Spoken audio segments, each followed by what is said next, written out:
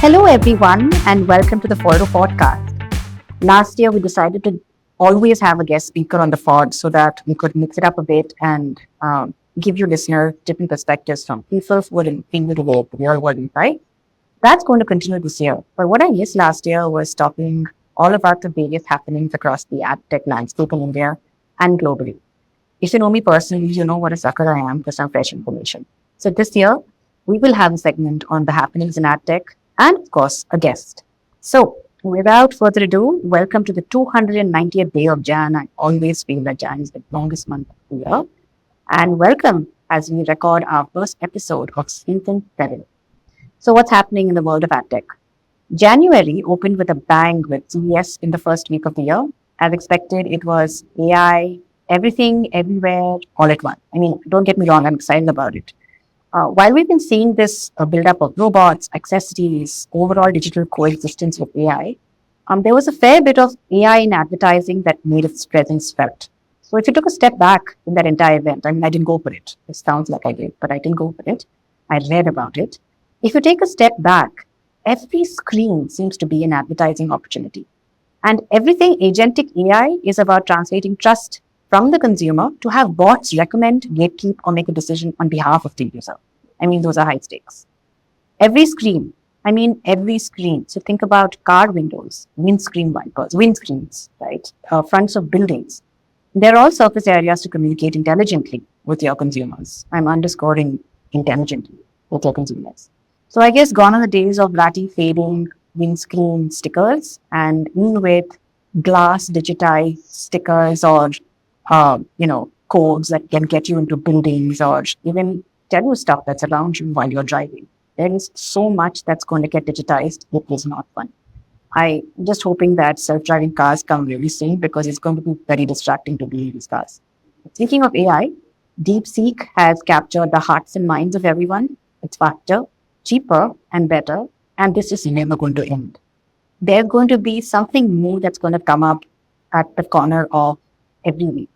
I was just trying to read up about what's next on DeepSeek, and I came across this article that said Alibaba has something that they have come up with, and they are better than DeepSeek. And I'm just waiting for India's answer to AI, and I'm sure that we'll have it, and that will pop up somewhere, and we'll make waves on it. And so that's my next what's happening on AI, which we will cover. So I hope India is doing something about getting into this entire AI wave. So switching gears a little bit. Amazon Ads has made Brand Plus in the Amazon DSP available to all advertisers. This is a big move. It's not entirely new or surprising. They have access to a lot of data. And if you think about it, they have an entirely woven in ecosystem, right? They are combining trillions of data signals from all the platforms that they have access to, which you are on, which is shopping, browsing, Amazon Prime streaming signals, what you make, right? There's so much that goes around on the Amazon platforms. They're using that to model audiences who are predicted to be in market for a brand's product or service. Now, like I said, this is not something that is like mind-blowing new, but the way they're doing it is definitely new. They are using obviously a lot more data signals. They're crunching a lot more data. They're trying to make it a lot more recent and predictable. Also, they're giving a lot more control to the actual audience segment and making it transparent to the brand, right? Which is a good move on their part because they do have all of this access, and ultimately every brand wants to reach their audience during their purchase cycle. Now, closer to home in India, IPL season again. This will be the first IPL that the Leaf Co, which is the merged Ajio Star, will go to market with. It is too big to fail. The news says that IPL rates have increased. I mean, what did we expect? You see my Swiggy bill, the inflation is not pretty.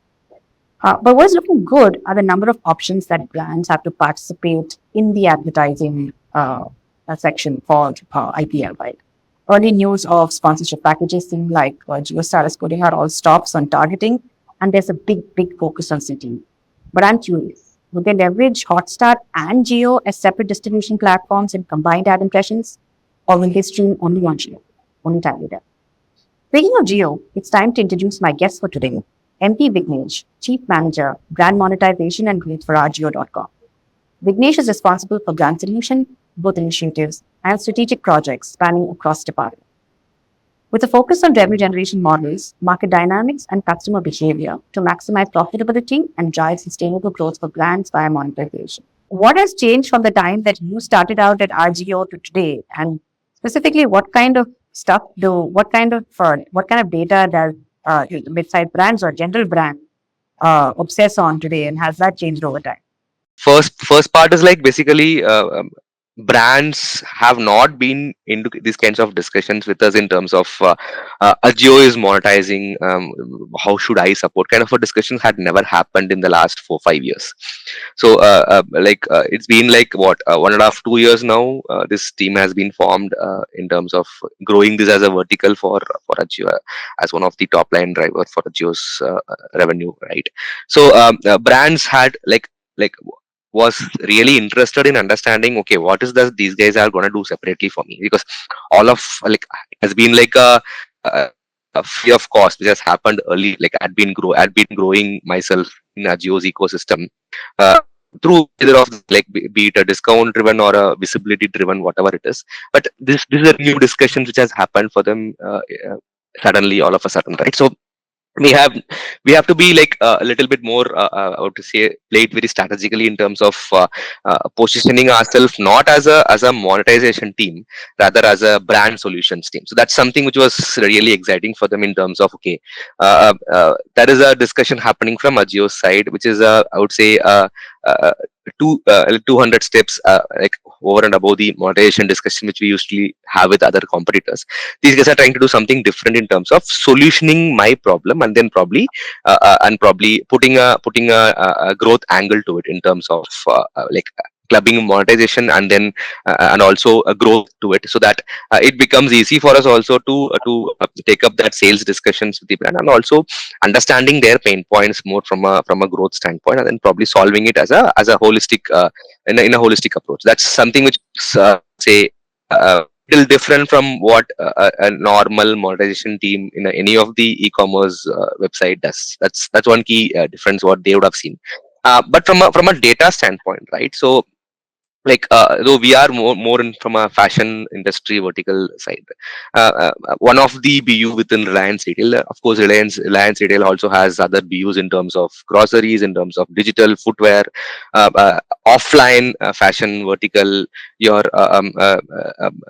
retail, basically your geo kind of a mobile network, multiple BUs over here. And of course they hold a bigger data lake ever in the world. Like basically the entire household expenses are being tracked by one single company is a bigger, I would say, USP for Lions in the case, right? So that is something which was very fascinating for the brands. Like, how do I leverage that data for my growth? That's kind of a question which we get like that gets asked by each and every brands, be it a DTC one or a bigger one as such. Like they would not have got that kind of insights from any of the other competitors, be it like your other competitors, right? So that is one data point which they were trying to gather from us, or try to use it from our existing database what we have, and try to see how can I use that data to grow myself within Ajio. That's even our solutioning will also be more towards that, rather than focusing more into Ajio's properties. We also try to like deviate slightly from our side, and then try to use properties like Geo Cinema, properties like Geomart, properties like offline campaigns in either Reliance Fresh, multiple I would say offline and online products which gets added to our solutioning also. That's kind of I would say a shift which had happened in the last 2 years. So, we talked about a whole bunch of things, right? Where we spoke about cross-sectioning data from Mhm. offline, offline, different business units. It seems like a mammoth task. And this is something I was reading about a little earlier as well, what Amazon is doing with Brand Plus, right? Where Mhm. they're also trying to make it available across all of their properties, which is streaming and shopping and, Yeah. and their network and stuff. How similar, how different is it from this Brand Plus, right? And how does anybody access this particular data? Do you make it available within the seller portal? Do you make it available as a consulting aspect? Okay. How does that happen? So one big difference, I think, Kavita, if you compare this with Amazon Brand Plus, right? Amazon Brand Plus, I think it is predominantly all of the touch points are into your digital space, I think. So that's one thing which is, I would say, a key difference between what we are currently holding and what Amazon is having. That's one key difference, because that's one. Of course, this is like a bigger database which cannot be accessed by external folks, rather than, and it is also a even bigger task to showcase it in a format also. Of course, it is more of a, I would say, a consulting task within the monetization, where I'm trying to use it as one of my key, I would say, uh, uh, a point to speak to the brands, and then have it extracted more internally, and then use it as a data point for my discussions with the brand. Of course, cuts and like bits and pieces in different cuts will be available for the brand, but not as a product as such which gets exposed to the brand. Yeah. So the other thing is making identity graphs, right? Something that it's very predominant in the video world, as well as in spaces like programmatic advertising, and also deeply regulated governments and geographies where there's a lot of GDPR, where you're not allowed to track people Hmm. on a unique level, right? And Hmm. there is a lot of masking. To everybody creates their own ID graph. Okay. Is that something that could be the future of what you all are doing in terms of amalgamation of data, where you create a geo ID graph, because you have this universe, and what you rightly said, there is online data and offline data, right? And today we are seeing this being a constant cycle. It's not only a one way, or a only purchase online or only purchase offline. Hmm. It's very ephemeral. You can do it anyway, depending on your mood, or whether it is convenient or not. And there are so many things. So, coming back to my question, right? What are your thoughts on building a retail ID graph, right? Because this is more transactional oriented, and also something that is changing a lot, because there are consideration cycles and various things in terms of where I am in my buying funnel. Of course, retail ID graph is again another discussion of itself, right? So, of course, ID graph is something which we are also trying to build. Like, I think we're already on it, where Yeah, I'm trying to create a ID at a household level rather than a user level, right? So, because again, it's all I would say more of combined buying which happens at a household level. So we're trying to yeah, figure out at a household level what has happened in the offline space, which is affecting my online probably purchase within Ajio also. Those kinds of discussions do happen in terms of, like, okay, a father has bought a raiment or a Park Avenue shirts from Trends. How is the son's behavior, or how is his own behavior within Ajio when he's trying to buy it for his own family members? Those kinds of discussions are also happening. Like, again, these data lakes are also capable of doing that. Of course, that is where we are also tending towards to, in terms of doing an ID at a, in terms of figuring out how is the overall household behaving within the retail landscape. and in terms of tech, right? What do you prefer in the way you use this? Are you using any kind of large scale analytical tech, like say Databricks or a Snowflake or Redshift or anything of that sort, or are you still like using things like SQL, and going towards traditional No, methods? And no, is that, it is moving into that data brick and data lake kind of a situation. Of course, right? the traditional methods are not scalable. Yeah. More of data bricks is what is being consumed here. So that's your Yes, favorite. yes, Yeah, you guys use of Databricks to be course. able to push things up. Yes, How yes, do yes. how do you make a decision on this kind of tech, right? Because there are so many things mushrooming. There's AI that's coming in as well. So how do y'all?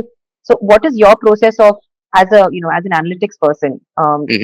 Today there is a lot to do with even the cost of processing data, right? Hmm. What is like? How do you figure your choices based Okay, on various constraints? okay. So my choice will be, Kavita, on two terms. One is basically scalability. So basically, again, it's growing every month. Are getting a different top line, 30%, 20% growth happening across all formats at a company, right?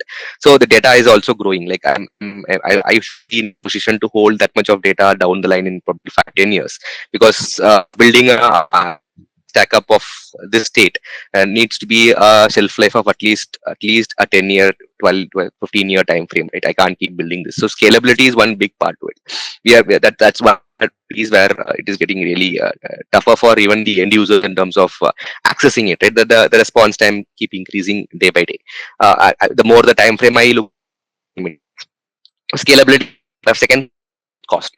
So am I still relying on a third party vendor in terms of doing this for me, or am I going to do it for myself? That's something which is more from a product side, product team, and the tech side team, right, to Sure. decide on. But Sure. these are the two major things which we keep hearing from our top management So in terms of how do I scalability and cost. and cost. Two things. Yes, of course, of Yeah. course, of course.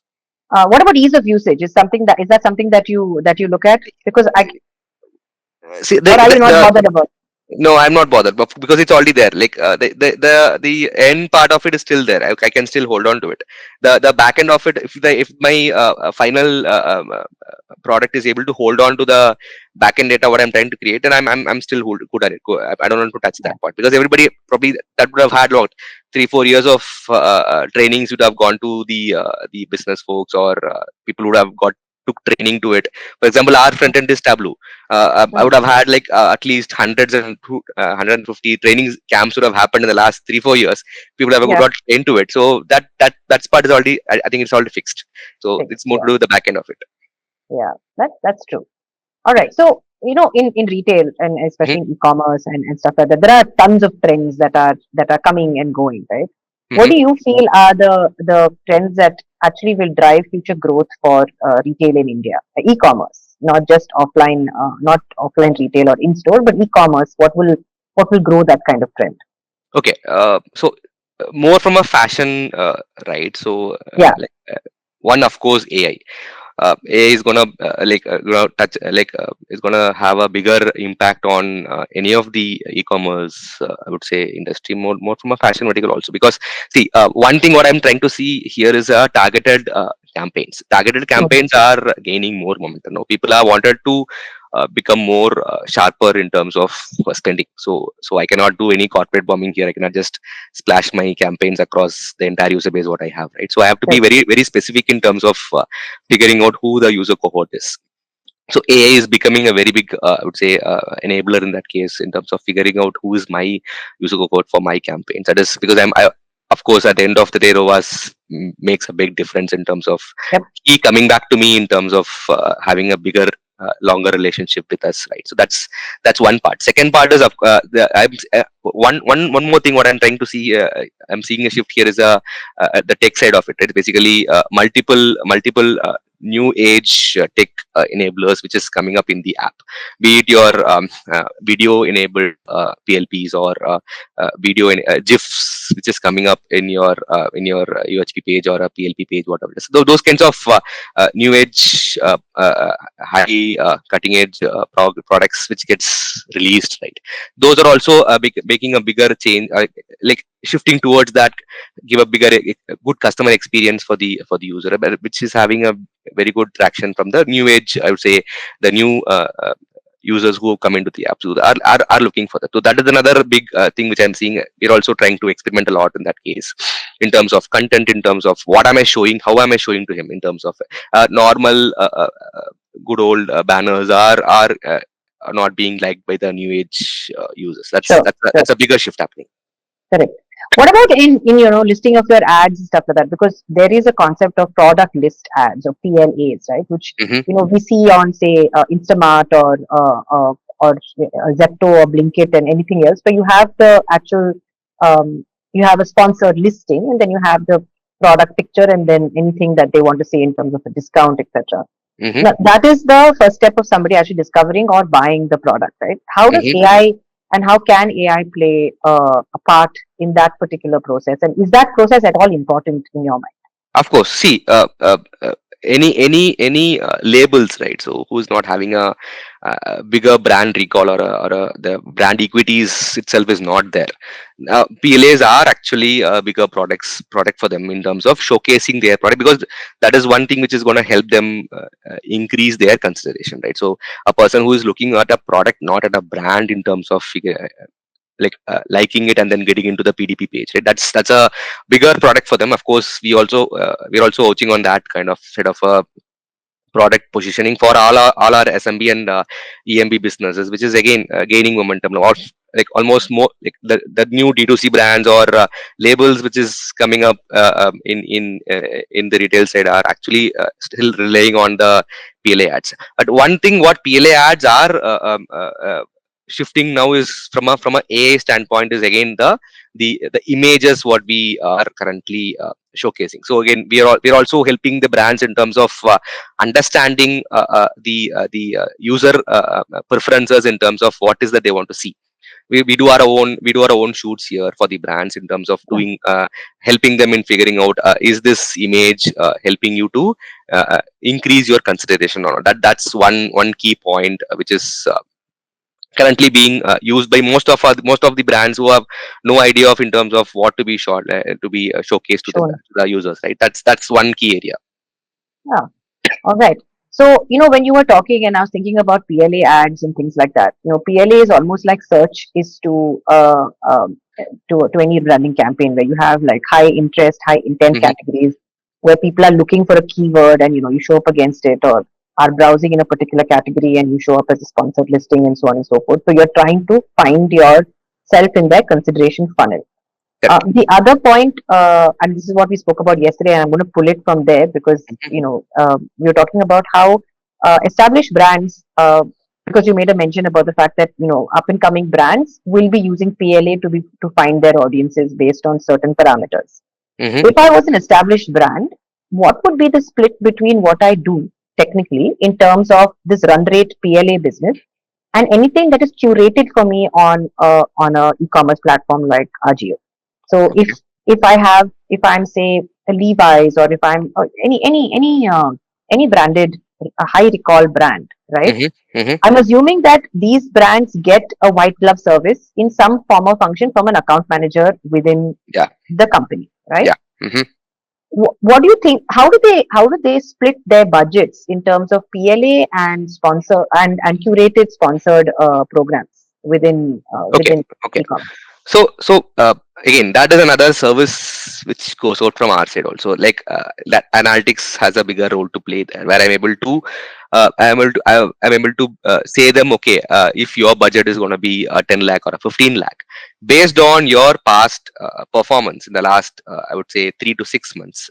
Again, ML model is being used in that case to bifurcate his budget into multiple properties. Again, the properties varies on the type of brand whom we are trying to cater here. If it is a D2C brand, I will not be able to expose him to a certain set of properties. If it is a brand like a Levi's or a Nike or a Puma, there will be a lot of combination of your performance marketing and brand marketing put together. So there will be a lot of social, there will be a lot of Insta focus, there will be a lot of collabs, there will be a lot of event. So I'll be able to split that analytically rather than giving it to the brands or the business in terms of taking a intuition based decision. Hmm. So that's happening actually. Brands are listening to us in terms of how did you decide, okay, of this 15 lakh, why are you taking only 3 lakhs into PLA? Again, there are multiple variables which goes into that decision, right? I would have considered what is the discount pattern of the brand, what had been the ROAS that we have generated, how is the consideration happening for this brand from a PLA standpoint, how is the return rate increasing for the brand because of this PLA, because PLAs have a higher correlation to customer canceling it in the overall journey, right? So the how is that behaving for the brand? So multiple variables goes into it. Based on that, if I need to maintain the same ROAS for the brand from a overall investment standpoint, this should be the maximum limit I should keep for a PLA. That's been set by at a model level. Right. So So you have a model level threshold saying that yes, for a particular category, to be able to achieve this category wise, say ROAS, right? yes, Here is the cost maximum that they can actually spend on this form of advertising on our yes, platform. Okay, yes.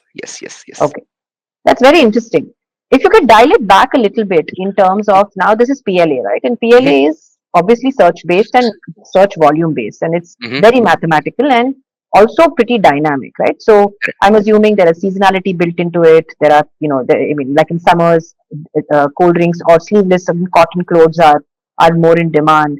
Yes, In winters, there's more festive clothes and so on and so forth. Right? So there are a lot of seasonality, especially fashion and food. Obviously, it is very very volatile. correct. Now, when you think about PLA, it is driven by these search volumes, and then there are these trends you can sort of paste over it and say that this is what we need in terms of the budget that you can give. Correct. What about the inventory planning? How does that happen? So when you like when you look at the entire inventory that's available to Ajio to monetize, right? Mm-hmm. It basically focuses into maybe three different divisions. The Mm-hmm. first one is platform marketing, right? So that you're able to drive discovery of different categories, etc. when I arrive on your platform, right? Mm-hmm. And also that could be like shared sponsored marketing that you do with a brand, but it is by the merchandising team, right? Correct. Correct. Second one will be your sponsored listings, which is PLA, which is driven by product listings, and it's high intent based on keywords. The third one are these branded curated programs that also Mm-hmm. occupy some ad units, right? Correct. How do you and now this is now divided into business units, sub business units, right? Correct. Correct. Correct. How do you crunch all of that and say that okay, this is the inventory split that we are actually making for the next this much time, right? And what is the time planning that you take for inventory planning from your side? Okay, so see, inventory planning standpoint, right? So it is always a monthly activity which we do. So any plan, of course, there are brands who get into us in from a quarterly planning also. That's very strategic brands. Right. That's right. So mostly it is a monthly activity which happens in terms of inventory planning. Any planning which happens is for the entire month. Of course, focusing on the key events which happens in that month, be it a weekend event or a sale event or some national events which happens like your Valentine's Day or a Republic Day or a Diwali sale, whatever it is. So it is a monthly activity. Um, uh, from an inventory standpoint, it is set. So I know what inventories I have. I have probably 200 banners with me of the 500 odd banner set what we have. 200 is with me. So that is predefined in terms of from a initial planning which happens with the overall management, right? So that is Okay. defined. When you say with me, you mean with me to monetize, and the rest of the Correct. 300 are with them to Yes. for marketing. Okay. Yes. So So then, that is yeah. defined. So but one good point what we do, right? So I have that liberty to create my own property. So Okay. that's another. I can do my A/B testing. I can do my own like analytics and my own research, and then come up with a property. So that's for me. So probably that is something which is, I would say, a little different from how it happens in other side of the world, right? So for example, banner PLP is like I'm introducing a banner in the PLP page. So that's another Okay. key, I would say, property Differentiator. which is not there with the sales team, or which is not like it is like your sponsored brand ads in Amazon, right? Yeah. So now I have multiple use cases which you can create with this banner PLP. It can be a category led ingress point also. It can be Okay. a user led ingress point also. Like for example, um, uh, uh, uh, there is a banner which is leading to a PLP page of a specific brand, and the brand is falling under a innerwear or a loungewear kind of a, Hmm. Category. category. So I'll be able to restart the funnel of the user using a banner PLP, probably leading him to a newer funnel journey also. That is another use case. Or if it is part of a category, and I will be able to drive him into a brand level funnel also. So there are multiple use cases here. Or if he is gonna churn, like for example, he has exhausted his PLPs, been looking for multiple options, and Hmm. he has lost his interest in terms of going further away ahead in terms of figuring out what I can buy. He's going to churn out. He's going to close the app. That's another use case where I will be able to re-trigger his funnel from the start, saying that okay, we are seeing you using the app and not able to figure out what you're looking for. Probably why can't you click here and take him to a newer experience? So that these kinds of use cases helps us in building products, right? So that's another set. I would say that's a bigger set, I would say, because that's what excites the brand also, and even excites us in terms of experimenting it and then using it for the brand. Of course, inventory is already set. I know what is my inventory, my limitations in terms of how many PLAs I can run, how many banner PLPs I can run, how many banners I have. We have our own internal inventory management tool which is being built in house, and we use that for like probably streamlining it in terms of what to be given when, what to be not because again multiple iterations happens in that case. There should not be repetition, there should not be fatigue, there should not be same brands from a same category happening. Multiple Oh, scenarios yeah. will be looked into it in terms of refining it. It sounds like a it sounds like a full time job, which it is to you. It is, of course it Yeah, is, yeah. yeah, yeah. Yeah. Okay. So, we spoke about AI and the fact that there's a lot to be done in actual product listing and creation of product listing images, and that's like the front door of it. Mhm. Interestingly, you also said that you can dynamically place a banner to redirect a person who's gotten distracted in the entire filter bubble that they have created for themselves to say that, hey, you came here to buy something. Why are Correct, you not buying that? Right? Which is a great correct. thing because I see also myself kind of just drifting away into the depths of a site and then saying what happened, what I lost 1 hour of my time, There I you go. came to something and I Correct, haven't done it, right? So correct, that's a good way to sort of snap at somebody and saying, hey, didn't you come here to buy this? So why don't you just check this out exactly. and also do that? So in terms of data, right? You spoke about ROAS, which is return on ad spend, and that is obviously the holy grail. How much did I spend and how much did I drive in terms of transaction? Correct. Do you think that as a mid-sized brand, right Hmm. now, this is where I'm as a brand, I am still learning, and I'm okay. I'm focusing on my ROAS and focusing on my transaction and my sales. Are there any other up and coming metrics that I can look at to be Hmm. able to get some insight for my brand to perform better on an e-commerce site? Okay. Um, is that something that I should be looking at? Do Okay, you? so see, ROAS I would say is is a last part of the metric. Right? There are Okay. multiple other metrics in the starting of your funnel. So all the D2C brands, right? So of course, consideration is a bigger metric, which everybody is looking at in terms of okay. It is more to do with like beyond consideration is more to do with the pricing lever, the inventory lever, and the serviceability lever of the brand. So which is not much to do with the brand with the platform. It is more to do with the brand. So what they will look at is more from a consideration angle, right? So Hmm. am I able to at least get into the consideration set of the user base? If I'm able to do that, that means I'm doing something right. So anything beyond consideration is something to do not to do with the marketing. It is something to do with the other set of levers. So I'll have to get my pricing correct, which is the platform has very least say on it. Of course, inventory is again it is again on the brand. Serviceability, of course, some brands do it themselves, some brands do it through the platform. Again, but most of the platforms are 99% serviceable across India. Hmm. So more than ROAS, right? These brands are more interested on this consideration side, where how good is my product in terms of getting to the PDP level. So again, that is one data point which they keep looking for. Of course, they will look for competitor insights. If I'm able to give some set of insights in terms of okay, what is this competitor gaining traction on? Like, is it from a product standpoint, from a user standpoint, or from a I would say any of the attributes of the product standpoint, like anything of this, right? So that is another key data set which I'm able to cater to my entire user base or not. So how is my competitor behaving in these kinds of situations? That is another thing which they look for. If I'm able to surpass my competitor in terms of across these metrics, of course, then that's a good thing which they will look for. So these are multiple instances which we have seen rather than ROAS. That's the last part to it. Most of the input metrics, what is being driving the output. Of course, ROAS is the output, the final output, right? All Correct. the input metric is what is they are more concerned about. That's what is going to shape his entire business, right? Because Yeah, that is true. that's what we're going to build is organic growth also. So if I'm able to get that part right, so then my organically I'm going to grow slowly in the platform. Of course, this is all step jumps which happens every 3 months. Right.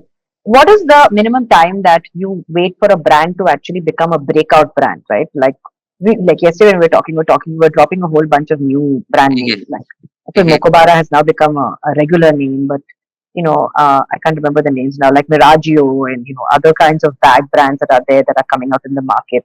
Uh, there are so many. I'm in the market for a bag, so now I know various kinds of bags and bag names, right? Because I'm trying to get out of the habit of asking somebody from the US to buy me a bag, right? Because mhm. I'm like, we have so many bags here in India and they're so great. So and I've put it out into the internet to say, now come and sell to me. So I'm Okay. enjoying my Instagram feed with all the various tags that are coming in, and also various fashion platforms that you're on, which they keep retargeting to you. Hmm. So what is the time limit, right, that you should be giving yourself as a mid-sized brand to actually break through the clutter and actually get across to your audience? And when is it time for you to say, all right, something has to change, and I start looking at all of these metrics that you are talking about? Well, I know it's a continuous exercise. How Hmm. much time do you actually give so that it starts to matter, right, in terms of taking actions, both for additional investments or relooking at strategy? Okay. See, more from a fashion standpoint, right? So anything within 3 months, that's one season for us. Like, be it Okay. your spring, summer, or winter, whatever it is. So it's a 3 months time frame. If I'm able to scale a brand from to a 1.5x or a 2x kind of revenue, top line revenue within 3 months, that means the brand has a very good potential to go further. So Right. uh, uh, uh, 3 months is a very good time to figure out what is the brand good at, what is the brand is not good at. Probably it gives a ample time for the brand also to do that course correction to get back to them at the final month of the quarter. Right? So 3 months is a ample time which we also take. Even we have a lot of quarterly plans happening, because every last month of the quarter is a sale for us. That's colliding with End of season sales, end right? of not end of end of like, for example, March is a big sale for us. Mm, We have a big sale in July, we have or June, mm, July kind of then there's a big sale happening in September or mm, November, October, November, where it is colliding with Diwali and Dasara sale, and then something happening in December also. So every end of the quarter is a big sale. So the brand should be able to like get that step jump by the end of the quarter, so that there is a baseline shift happening for the brand once it closes the quarter, so that if nothing happens in the next quarter, he should be able to hold on to that baseline. So that's the key metric which we keep looking at a brand level, so that a quarter is a very good time frame. that's interesting. How do mid-sized brands actually get onboarded onto your platform? Do they just go and sign up on Ajio? Do you all actively recruit them? Um, So, so how does it happen? see, it depends on the kind of the brand, right? For example, Agiogram, which is a Gen Z version of Agio, right? So it has a different format for itself to onboard a brand. The brand should have, like, they have their own metrics to be decided on. Mm, If it is a normal sell, it's a label or a mm, emerging business which gets onboarded. Again, they have their own set of uh, uh, uh, metrics to be looked into. But mostly, this side of it is more into the commercial side of it, where what is that Agio gets back as a platform from these kinds of labels. How can it drive my top line sale? Those kinds of metrics is what we look at. yeah, But yeah, when it comes to the Gen Z side of it, it will more look at in terms of what kind of user base can this brand pull by itself into the platform. What offerings do they have? More from a offering standpoint, more from a pricing standpoint, more from a user base attraction or a user acquisition standpoint. That's more from a agiogram side of it. This is what has been, I think, more predominantly used by most of the views here. right. So basically, what you're saying is, like, the older legacy brands are all about metrics like profitability, top line, and sales, and Gen Zers are just about, are you hip and happening, Yes, and can you bring the noise into the room? yes, exactly. Great. On that note, Vignesh, it has been a pleasure to talk to you. I've covered a whole bunch, and we spoke about a lot about data, what goes on behind the scenes. It always baffles me as to how does anybody prepare themselves to get into this ecosystem, right? Are there like training courses on this kind of data? Do you just have to sort of apply your common sense, or does Ajio run some training program for people who are onboarding themselves? Do you do anything? Yes, we have a lot of training programs, like it happens every month. Okay. So we have basic trainings happening for the brand side of it, and of Yeah. course, for the internal folks, there is Yeah. ongoing trainings which happens on a weekly basis. Yeah. No, I mean, it's extremely interesting. But when you double click on stuff, you realize how complex it is under the hood, right? Yeah, It's not just like list it and forget it, and people will come and buy it. You're literally putting exactly, a drop into the ocean. But exactly. congratulations on this hardworking job of yours, and I hope you reach great heights. Of course, Thank you, definitely. thank you so much for joining us today, and thank you everybody for listening. Thank you, Santosh, Dina, and Gautam. Thank you. Bye.